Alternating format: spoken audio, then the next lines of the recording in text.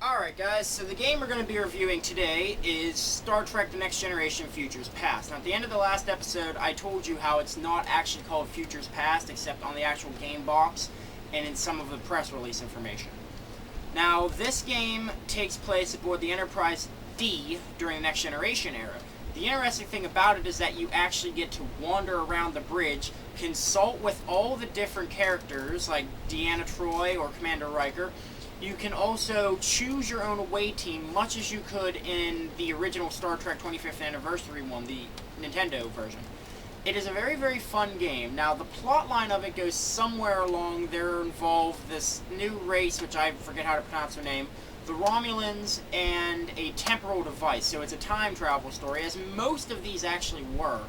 For example, the Deep Space Nine one that I refused to review because it sucked was called Crossroads of Time. It involved time travel, so that seemed to be the theme. Star Trek was very, famous and popular for having a lot of time travel or quantum-based episodes. So let's go ahead and jump right into this review, and I'll tell you more about it. Okay, guys, here we have Star Trek The Next Generation Futures Past. Now, I kind of like the 16-bit remix of the theme song and also the Super Nintendo interpretation of the intro credits. It's very nicely done, and it adds a little bit of, the feel that it's an actual episode, not just a game. So let's get on with it. At the beginning of the game, you have the captain's log. Basically, it has to do with Romulans attacking a Federation research station. So right off the bat, they start you off on the bridge. Now, as you'll see, this blinking light up here indicates that you have a, incoming transmission. Somebody's hailing you. However, you can look around the bridge. Here you have the briefing room, which if you're ever lost at any point in any of the missions, you can go there and see, what needs to be done. They'll tell you. You have your sensors, again, like the last game, scan for cloaked ships, kind of things like that.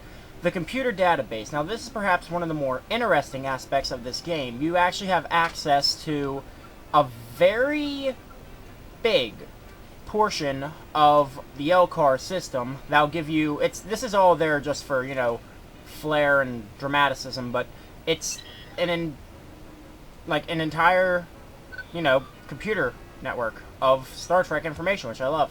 You have engineering, again, much like the last game, choose what you want your team to focus on. Transporter room, which is how you access your away missions. And this also serves as a con, navigations. So as you can see, the bridge looks pretty good. All the characters are sitting where they should be. So let's go ahead and start the communication here. You get a communication from Tilaris, a doctor of archaeology.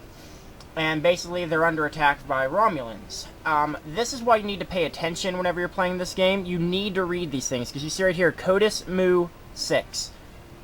They will tell you where you need to go for your next mission. So whenever you access the con, you go down to Codis, scroll all the way down to Mu, and then choose 6.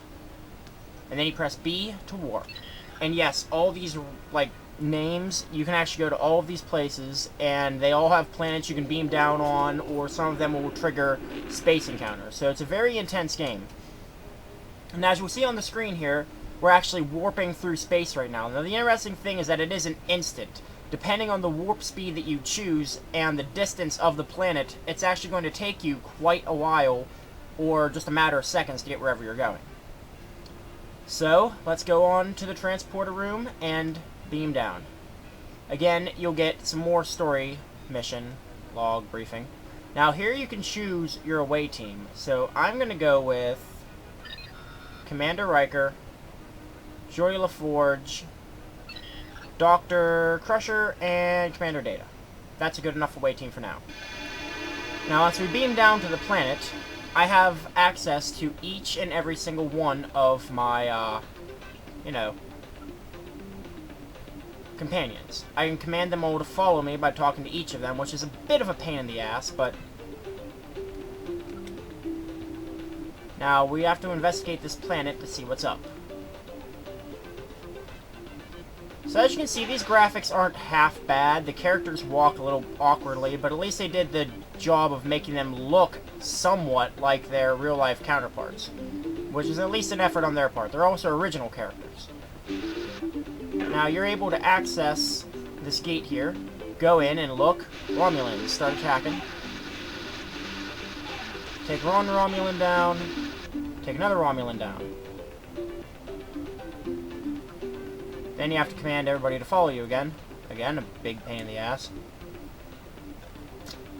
Now we search for the one scientist. So yeah, it has rudimentary and very basic, you know, follow commands.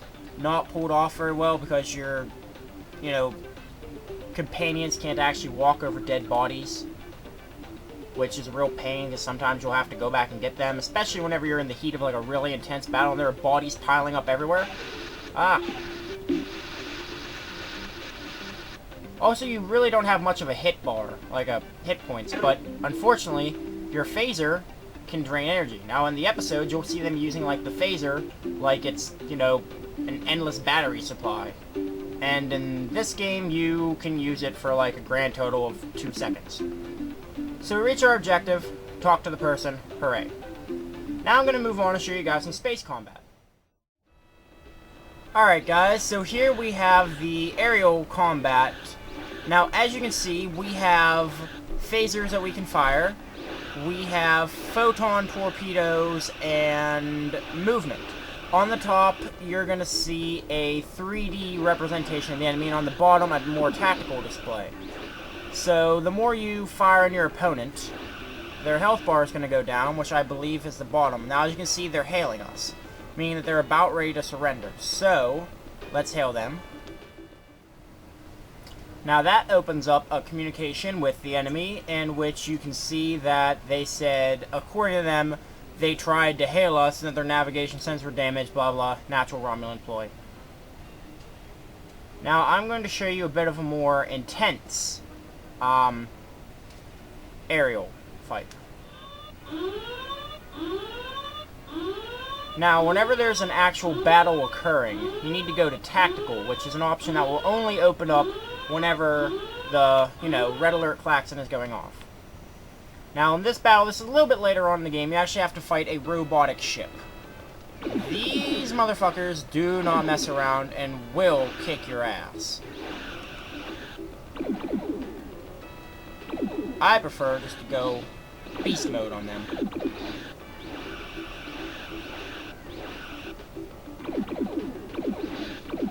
Now, the trick with the photon torpedoes is that you want to fire them in front of your opponent, because unlike most Star Trek games, the photon torpedoes actually won't follow your opponent around.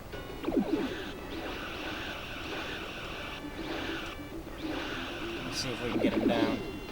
Oh, we got him. See that? Yeah, the graphics aren't that bad. I mean, considering that it is a, you know, Super Nintendo game, I like the rendering. I kind of like the way that they've done the styling. I like how the characters look on the bridge. I also like the fact that you can consult all the individual characters and ask them for advice. Instead of just doing your mission briefing, you can actually also ask your characters for advice. Like Deanna Troi, do you sense a presence anywhere? Or Commander Riker, what do you think we should do? Or, you know, Commander Data, what's the logical course of action to take? So, there you go, guys. That is basically Star Trek The Next Generation Futures Past. I enjoyed it. I thought it was a pretty good game. It's always been one of my favorites, although I think Starfleet Academy has it beat for combat, though, because as you can see with the space combat, it's just not as, you know, absorbing as Starfleet Academy. So, there you go. Star Trek Next Generation Futures Past. Very fun, gotta say. And graphically wise, I mean, it's not bad for, you know, something from the 90s. Although, I mean, you know, we tend to think that about these things nowadays. But yes, I enjoyed it a lot, and holy shit. Yo, dude, look what I stole. Look at this. Where's Lieutenant Commander Xander? Oh, that's the dude I stole this from. I, like, found this price gun, and I, like, wanted to find out how much that shirt cost, so I shot him, and he was, like, gone. So I just took his shirt and dipped, and I was like, yeah. It's even got one of these cool things on it, so I could be like, send in the troops. Okay, sir, but you didn't activate the self-destruct before you left. Yeah, whatever. So, what the fuck are you still doing in my house? Maybe if I turn this thing to the right, I can find out how much your shirt cost. Oh, that was cool. You don't deserve to wear this badge! But I stole it! That's the point! Transporter room, 1 to beam up. But sir, what about the self-destruct? Shut up!